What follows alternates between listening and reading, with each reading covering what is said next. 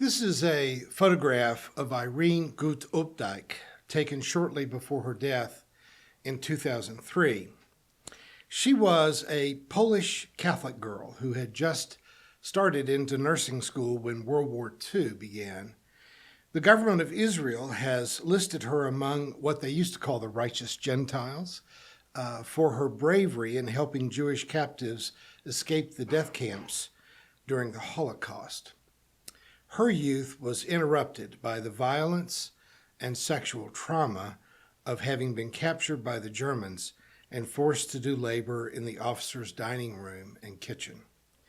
She was a victim in unspeakable ways, but from the second-story window of the mess hall where she worked as a cook, waitress, and cleaner, she could see into the Jewish ghetto where her former neighbors had it much worse than she did. She had seen on several occasions when the German soldiers would just drive into the overcrowded camp and call out for all of the Jews to come and stand outside, and they would reduce the overcrowding by arbitrarily shooting several prisoners, men, women, and children. Now, by the end of the war, Irene had become a hero in her brave and clever ways of getting the Jews out of the camp under the excuse of needing help working in the kitchen and the mess hall, and then finding ways to hide them literally in the basement of one of the officers' homes, and then could sneak them out into the cover of night into the forest where they could run away from certain death. But you know, she didn't start out as one of the righteous Gentiles. In her autobiography, she describes how she was helplessly witnessing the deprivations of the Jews in the camp, and the sight of starving children moved her to just scrape some of the scraps from the officers' plates into a little tin box that she would then go out and hide under the fence by the ghetto when she was taking out the garbage at night. And then, finding the box empty the next day, she would fill it up again during the day and hide it that night.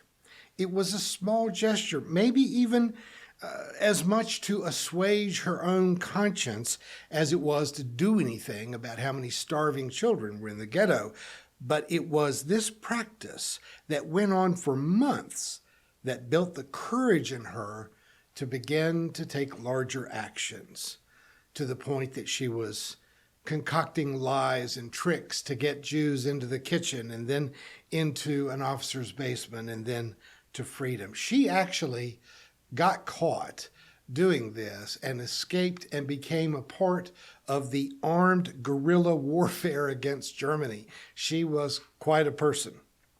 I suppose that we would all like to think that we would have done something the same, if only we had been around in those days. But you know, the truth is that most of her peers just went along with the Nazis and did whatever they could do to make their lives a little less dangerous and a little more comfortable. Conflicted with guilt about having agreed at one point to be the officer's mistress in exchange for his silent consent in letting her use his basement where she would hide Jews before their flight into the forest, she actually went to her church and confessed her sins to her priest, and her priest admonished her for her sexual sins and for what he regarded to be the larger sin, which was saving the Jews from annihilation. It was her choice, though, to ignore her upbringing, her faith, her church, and to take the risks involved with compassionately just saving some food in a tin box in the evenings that began her journey towards becoming a hero that will be remembered forever. This is one of the most fundamental aspects of spirituality. You form a habit of making ethical decisions. You form a habit of compassion through the daily practice of small deeds until it becomes who you are, until it becomes automatic and unthinking, so that in times of great challenge, you know what the right thing to do is. It's a statement of the obvious you've heard me say before. You learn to ride a bike by riding a bike. Can't read a book about it, can't watch videos. You've got to ride a bike. You learn to sing by singing, I suppose. I never have. You learn to dance by dancing. Again, I'm assuming, because I've never been able to do it. You learn to love by loving.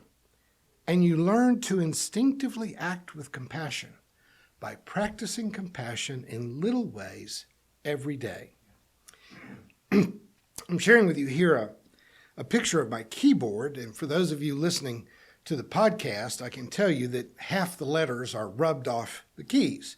I work at this keyboard every day. It's a wireless ergonomic keyboard, slightly curved and bowed so that it takes a little less strain out of your shoulders and your lower back.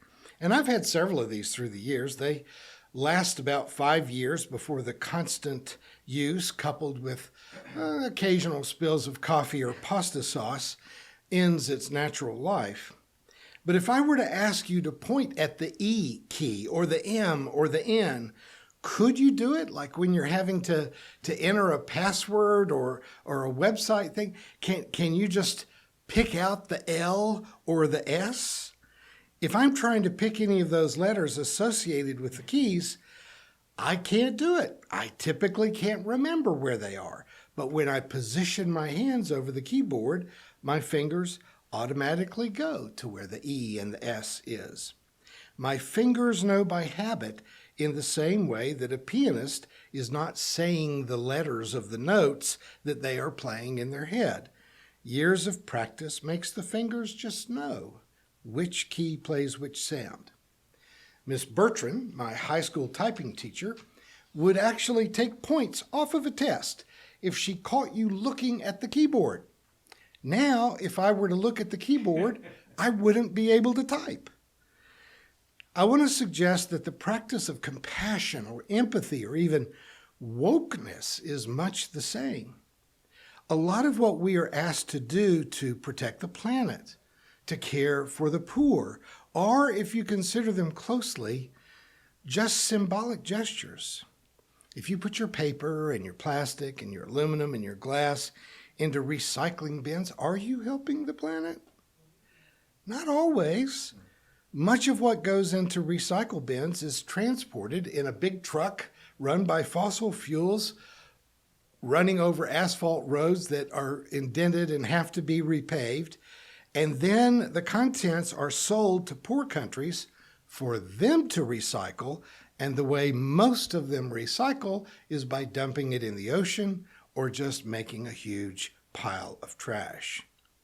Only about 1/4 of the plastics we recycle are ever actually repurposed. The majority of recycled paper and cardboard just end up in a landfill. Aluminum has some value, but we have a lot of paper, plastic, and glass, and some of it can be used again, but most of it is just disposed of in a way that is actually more harmful than if you had just put them in your trash bin. However, the practice of recycling, by sorting your trash and practicing recycling, increases our awareness of pollution, environmental degradation, depletion of non-renewable resources, overpackaging, dangerous waste management practices, and the need for our society to conserve and reuse. So sorting your trash may make you think about what you are sending to the landfill. Have you ever been in the grocery store and chosen not to buy a product because it was overpackaged, that it was going to have too much stuff going into the trash? So then, if you learn to think that way, that will begin to affect about how you manage manufacturing, how you vote for candidates who manage government policies in ways that are spoiling the earth. And if enough people become sufficiently aware and concerned, society can change. For many years, our little church here in Springfield fed about 100 unhoused citizens, 1 and then 2, and at one point 3 times a week. Did doing that solve the problem of poverty or even of hunger in our community? Did it change anything? Obviously, it was helpful in the sense that some very poor people got to eat some halfway decent food. But you can argue that doing that creates a dependency on poverty programs while doing nothing to actually help get them out of poverty. What those guys needed was not really another ham and cheese sandwich. They needed job training. They needed employment. They needed housing. Most of them needed counseling or addiction treatment. But we gave them a lot of ham and cheese sandwiches. And that was not a bad thing, but it was not a solution. I was there 2 or 3 times a week for years. I got to know the names and stories of many of these unsheltered people.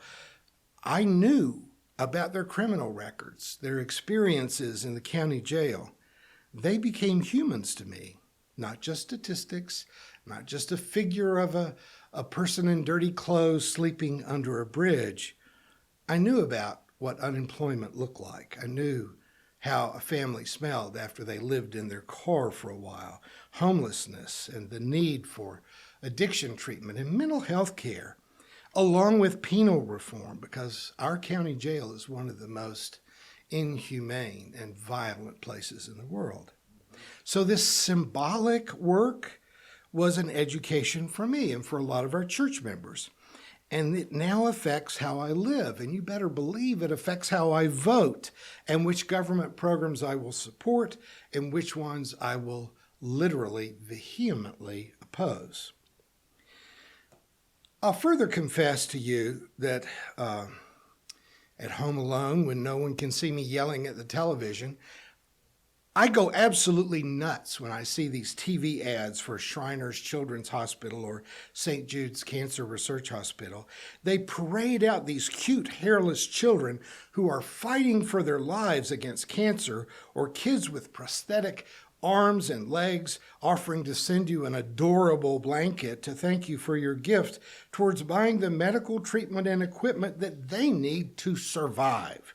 These kids are being hawked on the level of abused puppies that Sarah McLachlan uses to absolutely ruin your day when she sings softly about angels. These poor kids don't need college sorority sisters to hold another bake sale for them. They need universal health care.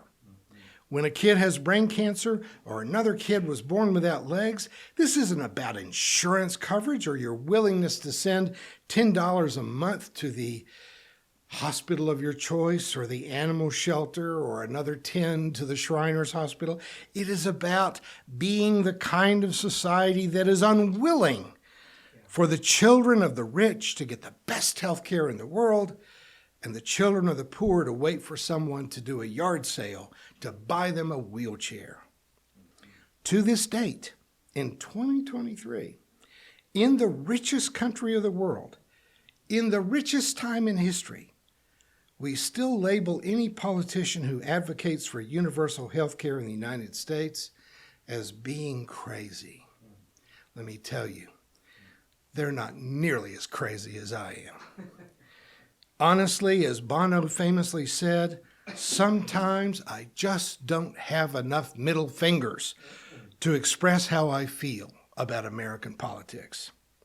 And yet, as the Republican field of candidates for 2024 nomination is growing, when you look under the hood, all we see is one flavor of fascist after another Nazi with fruit and nuts to fill our horizon.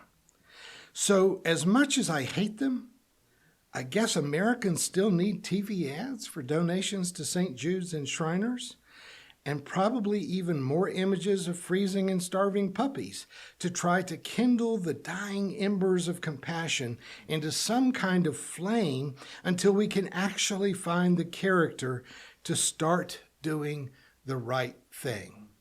Symbolic gestures are not worthless. They prepare us for the real thing. So sure, recycle your aluminum cans, donate to a friend's GoFundMe page to help with their life-saving medical expenses, at least until America grows up enough to do what most developed countries in the world have already done. which is to create universal health care for everyone who needs it, and aggressively start moving to clean, renewable energy sources and stop making single-use disposable plastic and paper products. Mr. Wizard, give that Tin Man a heart, give that scarecrow a brain, and please, for the love of God, give American voters a conscience. And please don't make me sing in the arms of the angels. Thank you for watching our videos. We are entirely dependent on the donations of our listeners and members. We hope that you find this content to be important enough to help us to keep offering these videos to the public at no charge by becoming a regular contributor. Please click on the donate button on our website at www.spfccc.org. Thank you for your support of progressive religious programming.